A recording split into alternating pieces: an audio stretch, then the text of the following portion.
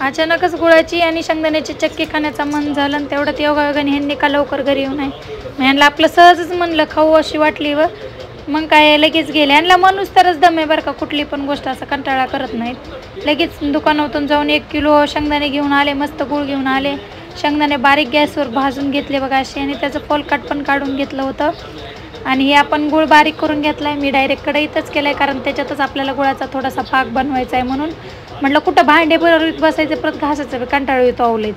म्हणून मग ती बारीक गॅसवर गुळ ठेवला पाक होण्यासाठी आणि त्याच्यात 1 चमचाभर आपलं तूप घालून घेतलं कारण थोडंसं सॉफ्ट हे करायसाठी. कडक पण होते आणि सॉफ्ट पण ते आपल्याला बनवण्याच्या ह्याच्यावर असते, आपल्याला जशी हवी तशी आहे. आणि मस्त हे बारीक गॅसवर ठेवून त्याला पाक बनवायचा आहे आपल्याला.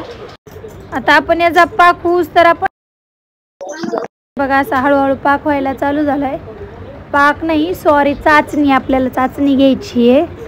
तर मस्तपैकी अशा हलवत राहून हे बघा अशी चाचणी होती तयार. आता हे ऑलमोस्ट व्हायलाच आलं आहे.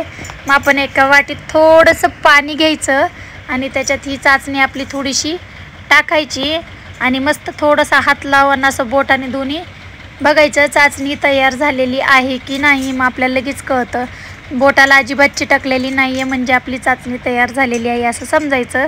आणि जे आपण बारीक केलेले शेंगदाणे आहेत ना त्याचे जे साल वगैरे काढून ठेवलेले ताटात ते आपण ह्याच्यात आता टाकून घेऊ.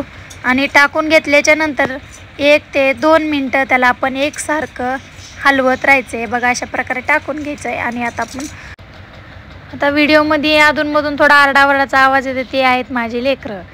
कोणाच्याही लेकरं झाले तरी काही शांत बसत नाहीत, तसंच माझे लेकरं काही अजिबात शांत बसत नाहीत. नवीन जुनं काही गोष्ट करायची म्हटलं तर त्यांचा अधिक कालवा गोंधळ असतोय. आणि बघा आता मस्त एक ताट घ्यायचं आणि त्याला खालून तुपाची धार टाकायची सगळीकडं आणि ते पसरून मस्त असं ताटाला लावून घ्यायचं जेणेकरून जे आपण हे गरम चक्की बनवणार आहे ती थंड झाल्याच्या नंतर काढताना एजी जाईल. म्हणून हे बघा अशा प्रकारे आपली चाचणी होऊन त्याच्यात ते शेंगदाणे टाकून घेऊन मस्त ते एकसारखा एकजीव झालेला आहे. ताटात ओतून घेतलं आहे ते सगळीकडे असं गोल करून घ्यायचं एकसारखं आणि असं हवेला ठेवून द्यायचं फॅनच्या खाली. तुमच्याकडं कूलर असेल तर उत्तमच, 2 मिनटात कूलरनी तर वाळून जाईन बघा. हे बघा सुकली आहे. आणि आम्ही शरूला पहिलेच टेस्टला शरयूचा नंबर लागला आहे म्हणून शरूला म्हटलं खाऊन बघ आणि कशी झाली आहे ती नक्की सांग.